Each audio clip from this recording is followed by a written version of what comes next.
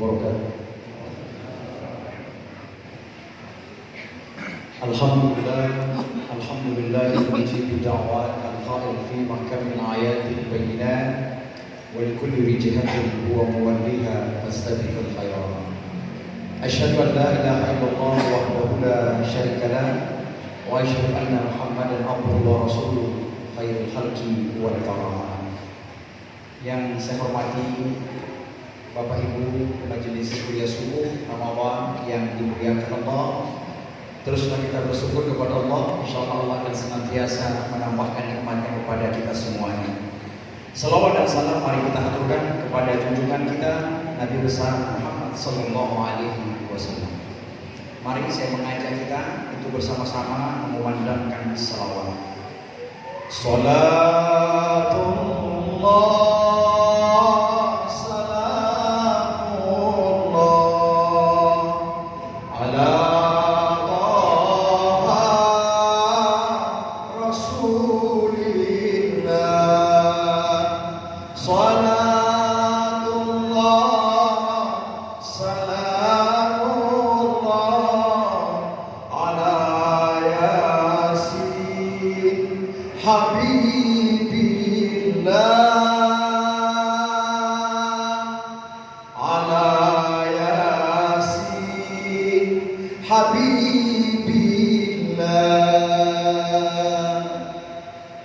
Alhamdulillah, pada kesempatan ini sedikit kami menyampaikan.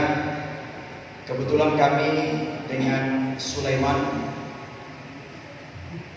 Sule berapa lama bertemu ketika kemarin kami mengikuti audisi Dai Polri dari 504 peserta seluruh Indonesia. Dari Sulawesi Selatan ada 3 orang dai. Kami dari Gorontalo, Sulawesi Selatan 3, Kalimantan, dan Kuantan, Riau, dan lain-lain sebagainya.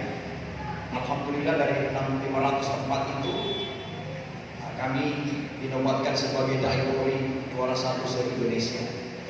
Alhamdulillah kami tiba kemarin karena kami mengisi agenda buka puasa kerukunan keluarga besar Gorontalo di Novotel sebentar buka puasa. Kemudian besok kami harus kembali lagi ke Gorontalo karena Senin juga kami harus terbang lagi.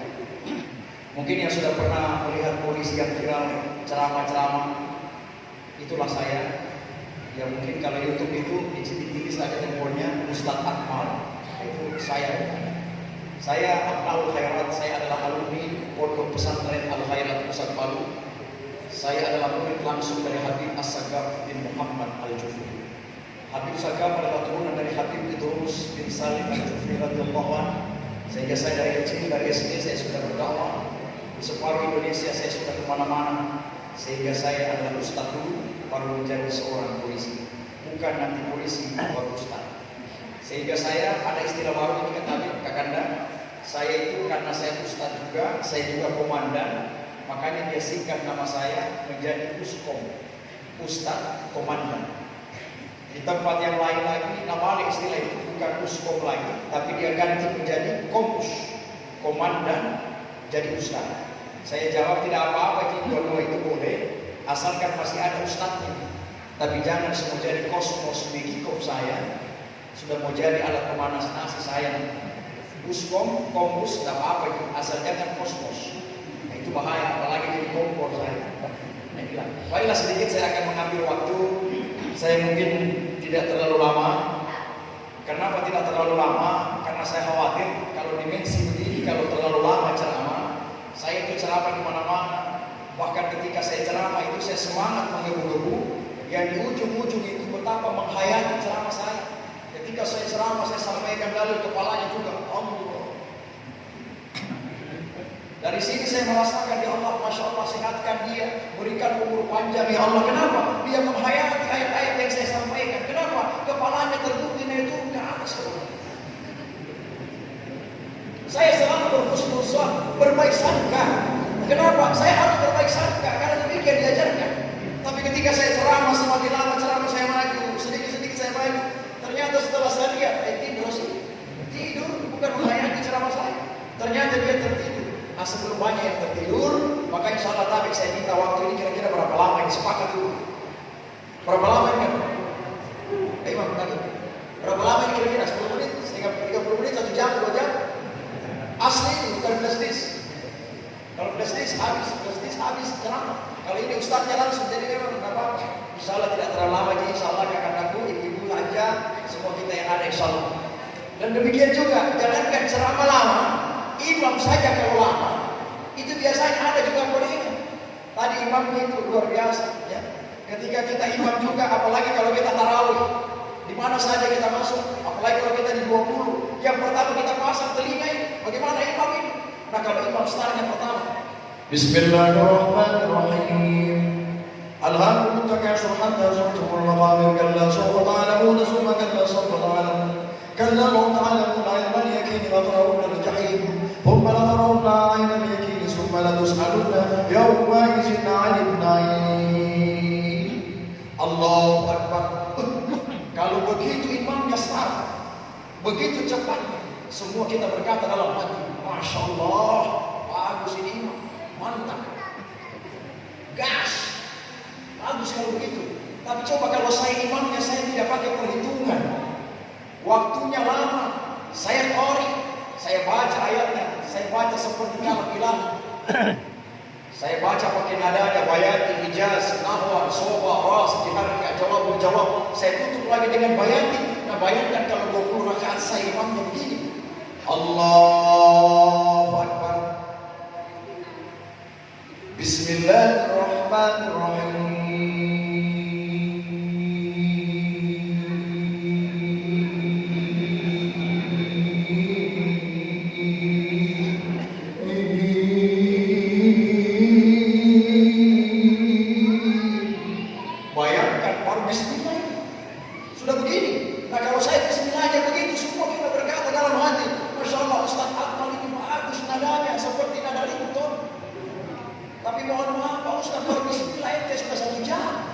Percaya malam itu kita tarawih banyak begini, tapi ketika besok malam saya diundang imam lagi di sini, maka saya jamin hanya Pak Imam yang datang sendiri. Yang ini kemana? Tidak ada lagi, sudah pindah dia. Belum masuk dari luar, dia sender dulu. Siapa imam ini? Ustaz itu lama nih, nggak usah undang-undang dia, biar saja. Apa maknanya? Kita Rasulullah mengajarkan pengertian. Rasulullah itu suka membaca ayat panjang. Tapi ketika Rasulullah angkat takbir, ada anak menangis di belakangnya. Rasulullah pendekkan bacaannya agar anak itu tidak berlarut di dalam kesedihannya. Sehingga itu saya juga pernah baca doanya pendek, aminnya juga pendek. Allahumma hamdan zakirin wa hamdan na'imin hamdan yu'afir ni'amah wa yukafiru mazidah. Semuanya teriak amin. Masya Allah, aminnya enak, suaranya lembut, intonasinya bagus. Tapi saya pernah baca doa, saya kasih panjang doanya, saya kasih lama ayatnya, aminnya juga panjang. Amin. Ini fakta, karena yang ketawa ini pengalaman. Ketika dalam makna ini, mari saya akan mengambil sedikit tentang pembahasan imsak dan azan. Ya, imsak dan azan. Ini orang biasa kadang bingung-bingung. Imsak ini Pak Ustaz, apakah batas awal puasa, batas makan tidak boleh makan, atau sudah mulai puasa? Nah ini imsak, azan. Apakah pernah terjadi di zaman Rasulullah SAW? Pernah terjadi dan dilaporkan kepada Rasulullah SAW. Pada saat pertama-tama awal-awal puasa, tiba-tiba Bilal azan. Allahu Akbar, Allahu Akbar. Azan. Sahabat sudah hentikan makanannya, mau dibuang. Saya mau ditelan puasa. Akhirnya pada saat kekhawatiran ini dilaporkan kepada Rasulullah SAW.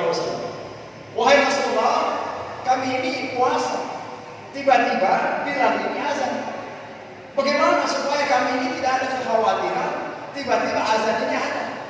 Bagaimana ada antara kira-kira antara pada saat makan puasa itu, pada saat kita sahur, apakah ada selah kira-kira kita bisa ada warna tanbih, peringatan? Ada artinya bagaimana sebelum azan itu tiba? Akhirnya Rasulullah SAW memanggil dua sahabat. Yang pertama sahabat senior Abdullah bin Maktum, sahabat yang matanya tidak terang, tidak melihat, tidak jelas, yang dipanggil untuk mengumandangkan azan sebelum Bilal azan. Azan Abdullah bin Abi Ummi Maktum. Allahu Akbar, Allahu Akbar. Tanda sebelum masuk azannya Bilal. Akhirnya setelah itu Rasulullah memerintahkan lagi Abdullah bin Mas'ud untuk membacakan 50 ayat.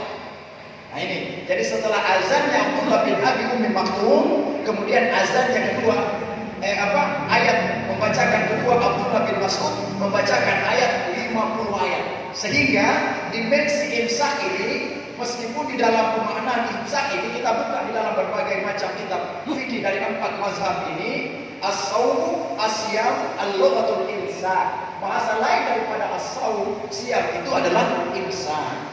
Sehingga ketika di dalam makna imsak itu adalah puasa sebenarnya. Sehingga ini dari perbedaan-perbedaan pandangan dari yang sudah lama sejak dahulu.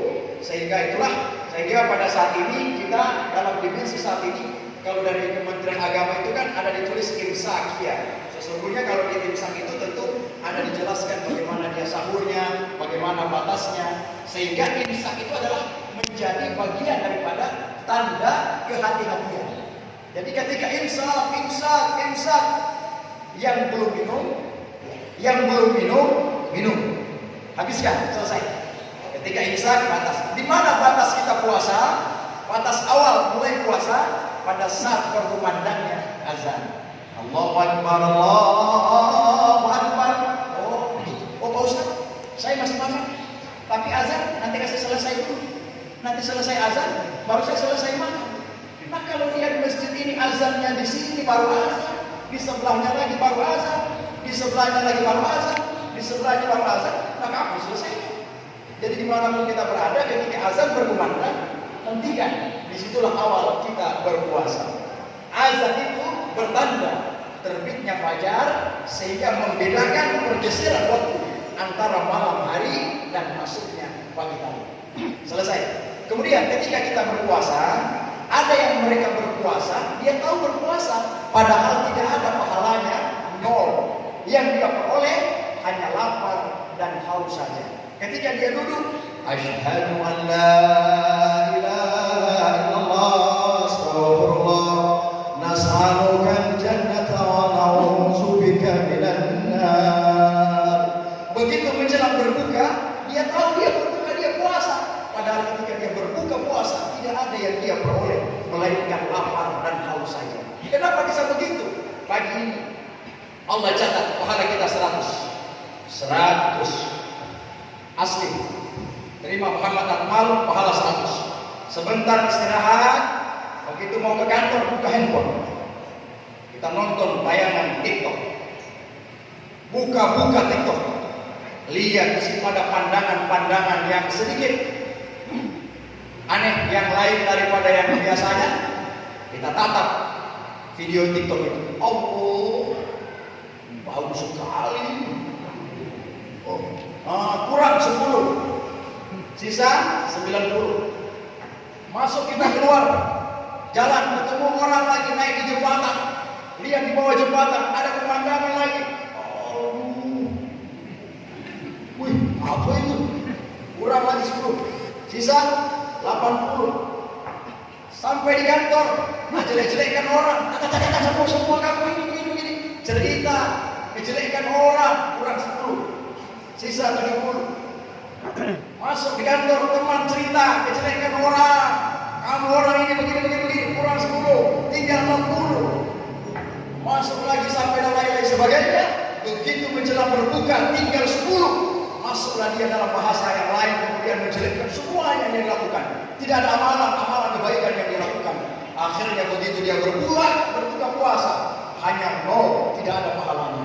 Buat apa kita berpuasa kalau tidak ada pahalanya? Kam min sha'imin laisa lahu min siyami illa al-ju'i wal 'atashu. Banyak mereka berpuasa, namun tidak ada yang mereka peroleh melainkan lapar dan haus semata-mata. Nah, inilah bagaimana tingkatan puasa. Puasa itu ada 3 tingkatan. Yang pertama, as-shaumul awam, puasanya orang-orang awam, pemula, puasanya anak-anak kita. Pak Ustadz, Pak Ustadz ya, saya puasa ini hanya setengah hari saja. Hah? Puasa setengah hari? Iya, cuma setengah hari Pak Ustadz. Dari sahur sampai jam 12. Tidak ada puasa setengah hari. Puasa itu 1 hari.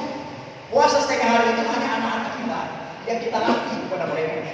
Anak kecil ya, kita latih. Kalau kita ini rata-rata ini semua kita masuk golongan yang kedua, as-shaumul khusus. Yang kedua, awal khusus. Khusus ini bukan hanya lapar dan haus saja, tapi ditambah lagi dengan puasa mata, pandangan yang tidak baik, kemudian mendengarkan berita-berita tidak baik, kemudian tidak. Ini puasanya kita. Kemudian puasa yang ketiga, as-shaumul khusus, sal khusus. Puasa orang khusus di atas khusus adalah golongan para wali, para ulama. Nah, inilah golongan yang ketiga tingkatan itu yang tidak berpikir lagi tentang kehidupan ini. Nah, kemudian tadi saya dengar azan tadi itu luar biasa. Itu antara as-sholatu khairun minan naum. Ah, itu. Begitu azan itu bagus. Sama kerasnya. As-sholatu khairun minan naum. Jangan terlalu lama. Pas tadi. Sama suaranya as-sholatu dengan minan naumnya. Sama. Nah, kenapa orang dengar? Oh, sholat lebih baik daripada tidur. Kalau sholatnya kecil, minan naumnya keras, nanti orang yang tahu artinya itu tidur, dia kira disuruh tidur. As-sunnatu khairun minan naum. Sholatnya kecil, seruannya, tapi minan naumnya keras. Orang yang suka tidur, dia cuma dapat dengar ini naumnya. Akhirnya, oh, suka tidur. Akhirnya dia cuma tidur. Nah, inilah dari dalam seruan-seruan kalimat-kalimat lafaz itu dikumandangkan dengan sejelas-jelasnya. Sehingga di dalam makna bulan Ramadan ini tentu kita harus menjaga itu semua. Dan mari jangan lupa, al-jannatu mustaqatu arba'ati nafar. Surga merindukan atas 4 golongan. Yang pertama, talil Quran. Orang yang senantiasa membacakan Al-Quran. Baca Al-Quran, karena bulan Ramadan ini adalah bulannya Syahrul Quran, bulannya diturunkan Al-Quran. Ini bulan Ramadan. Kemudian yang kedua, wahafizil lisan, orang yang senantiasa menjaga lidahnya. Kemudian yang ketiga, wa mut'imil ji'an, memberi makan kepada orang yang lapar. Tapi semua kakak-kakak semua yang ada ini kita tentu bukan dari sekarang. Orang tua kita dari dulu sering berbagi sedekah buka puasa. Saya tidak punya kue Pak Ustaz, tapi saya punya teh, antarkan teh di masjid ini.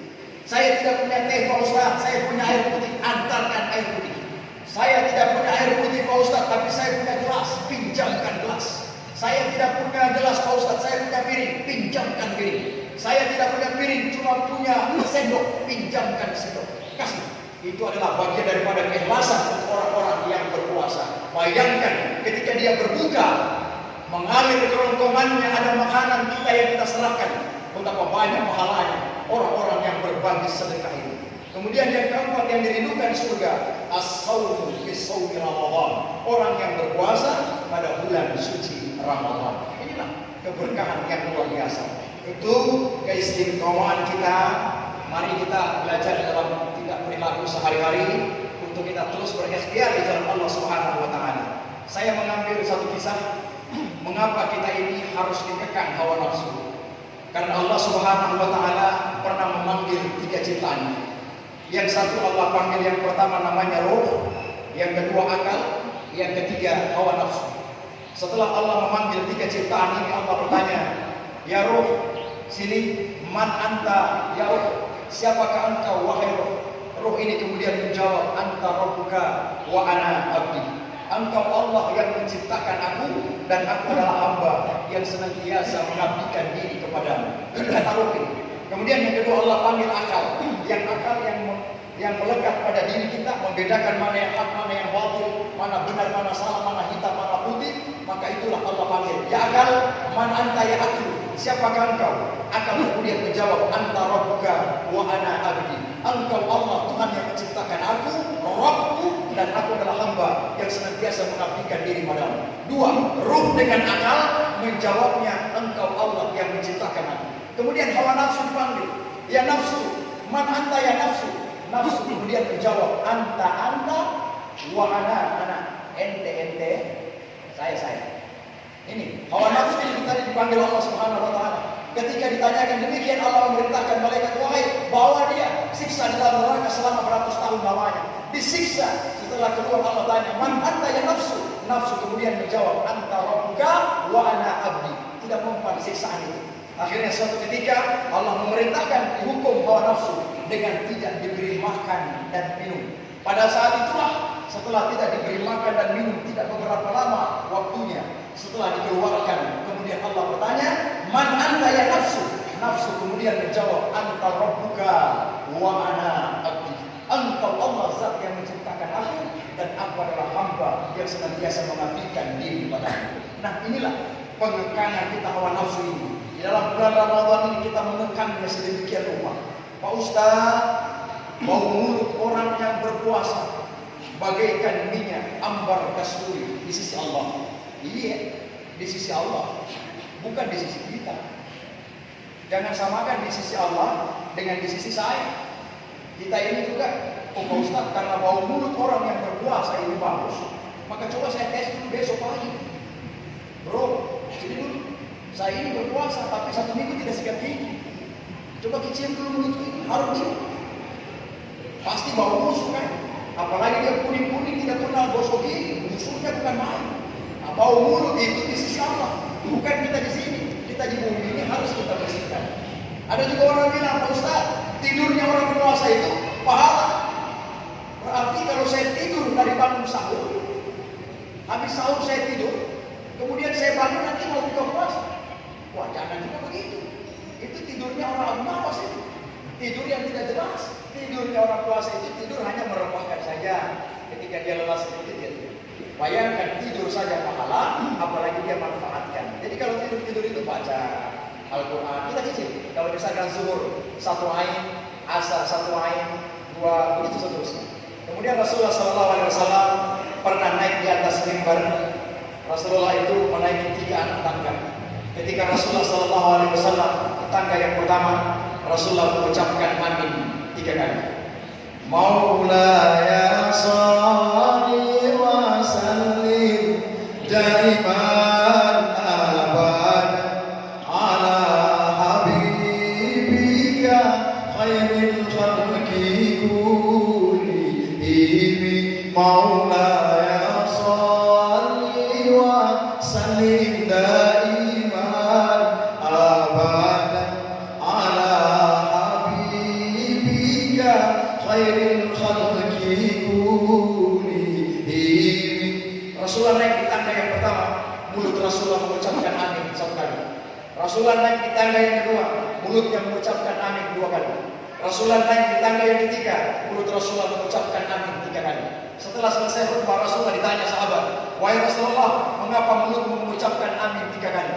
Amin, amin, amin. Rasulullah kemudian menjawab, wahai sahabat, saya melihat, kau tidak melihat. Saya tahu, kau tidak tahu.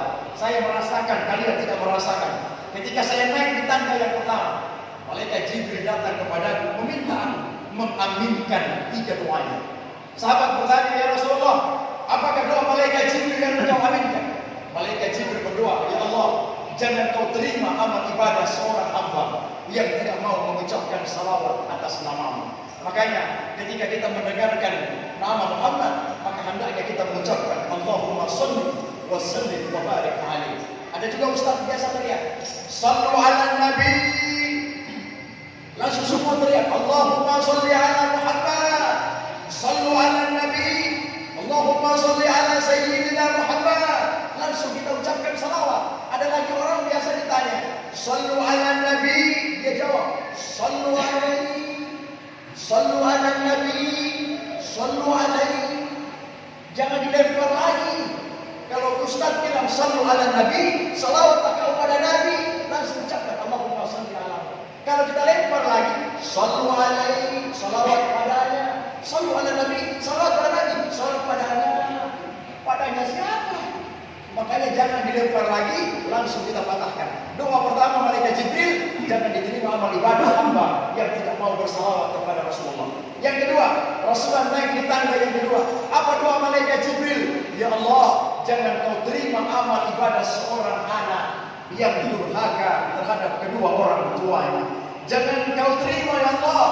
Maka Rasulullah mengucapkan amin. Bayangkan, malaikat Jibril berdoa, Rasulullah Muhammad yang mengaminkan. Adakah doa tidak diijabah? Doa itu tentu diijabah oleh Allah Subhanahu wa taala. Kemudian di tangga yang terakhir, malaikat Jibril berdoa, ya Allah, jangan kau terima amal ibadah seorang hamba yang ketika Ramadan datang dia beriman, ketika Ramadan hilang juga keimanan mereka. Dia rajin sholat pada bulan Ramadan, dia rajin ibadah pada bulan Ramadan. Begitu Ramadan hilang, lanjut maksiat, lanjut berbuat dosa, lanjut menyakiti orang lain, lanjut berbuat hal-hal yang tidak baik. Maka ketika demikian dimensinya, maka tentu tidak diterima amal ibadah.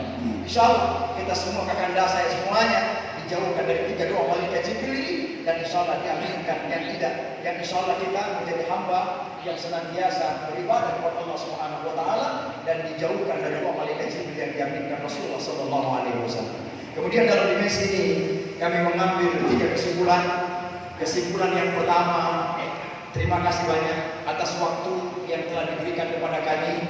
Insyaallah di dalam makna-makna yang luas tadi yang telah kami sampaikan, dalam makna imsak dan azan, kemudian ikatan puasa, kemudian di dalam makna-makna kita berpuasa, kita manfaatkan dengan sebaik-baiknya. Karena kehidupan ini ada dua. Kalau bukan kita yang meninggalkan Ramadan, maka Ramadanlah yang meninggalkan kita.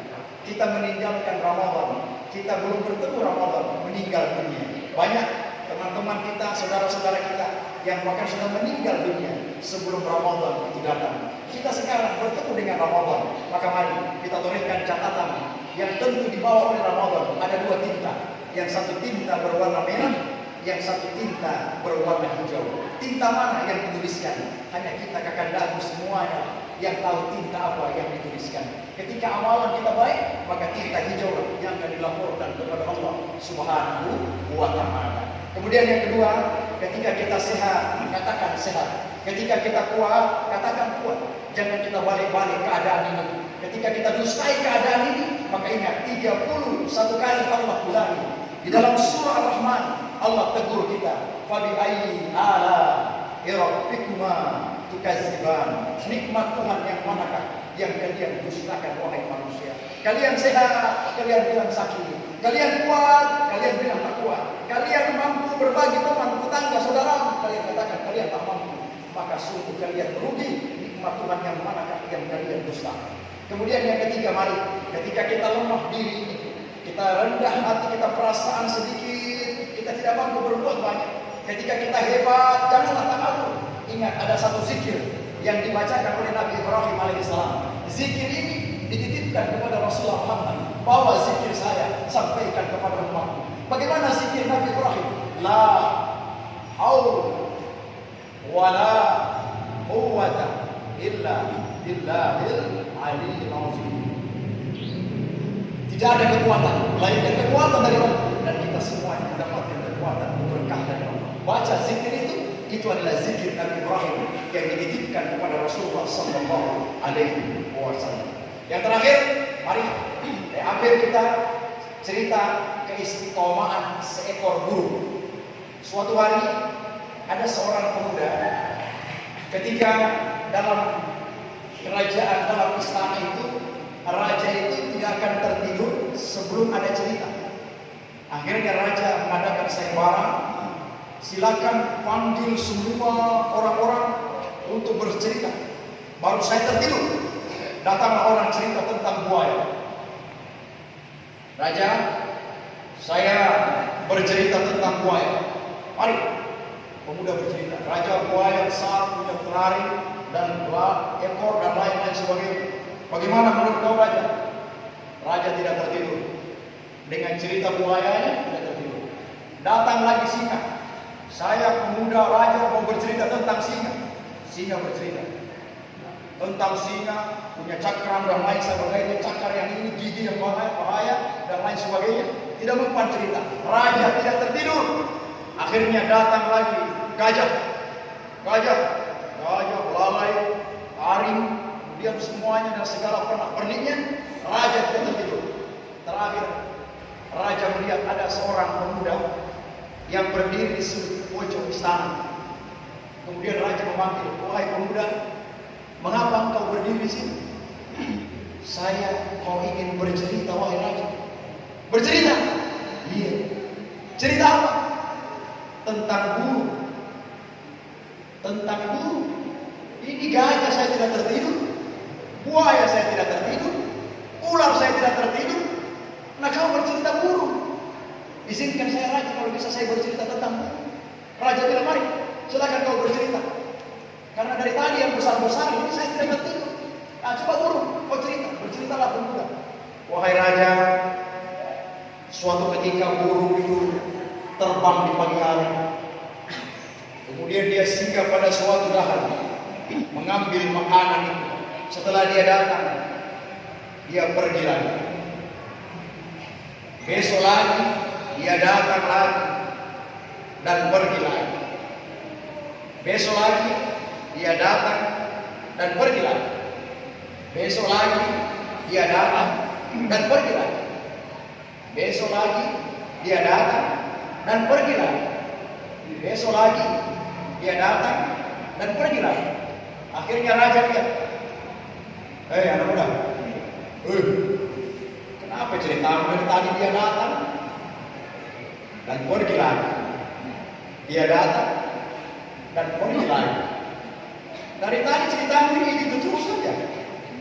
Dari tadi kenapa kau bilang itu terus? Dia datang dan pergi lagi. Lanjutkan ceritamu." Dia bilang, "Iya raja, saya lanjutkan lagi. Setelah burung itu istiqamah, dia ambil lagi makanan, dia pergi lagi. Dia datang lagi, dia pergi lagi." Raja akhirnya bertanya, "Wahai pemuda, sampai kapan ceritamu ini habis? Hanya datang pergi begitu saja." Apa kata pemuda? "Sampai raja tertidur, baru dia tidak datang dan pergi lagi." Nah inilah istiqomahan. Bayangkan seekor burung yang kecil mempunyai istiqomah. Lihat burung itu, dia tahu rezeki. Ketika dia pergi, dia pulang dengan membawa makanan buat anak-anak. Inilah keberkahan kita dalam kehidupan istiqomahan kita. Ketika dalam kehidupan kita istiqomah, insyaallah rezeki Allah keberkahan Allah akan sampaikan kepada kita. Rezeki tahu di mana kita berada, tapi kita tidak tahu di mana rezeki itu berada. Sehingga itulah kita berikhtiar mencari di mana rezeki Allah ditempatkan. Ini saja apa yang dapat kami sampaikan. Insyaallah ada manfaatnya. Insyaallah keberkahan akan terus mengalir kepada kita semuanya. Saya tutup dengan doa keberkahan Al-Quran. Mari sama-sama kita bacakan. Insyaallah Al-Quran yang kita baca pada bulan Ramadan akan senantiasa memberikan syafaat keberkahannya, dan bahkan ketika kita kembali nanti meninggalkan kehidupan dunia, Al-Quran akan senantiasa memberikan syafaat bagi kita semua. Bahkan di saat ini kita ajarkan kepada anak-anak kita, keluarga besar kita, insyaallah keberkahan Al-Quran akan terus mengalir kepada kita semua. Mari ikuti saya, kita bacakan doa keberkahan Al-Quran. Allahumma arhamna bil Quran. Sama-sama. Waj'alhu lana imaman wa nuran wa hudan wa rahmah. Allahumma zakkirna minhu ma nasina wa 'allimna minhu ma jahilna subhanatillah.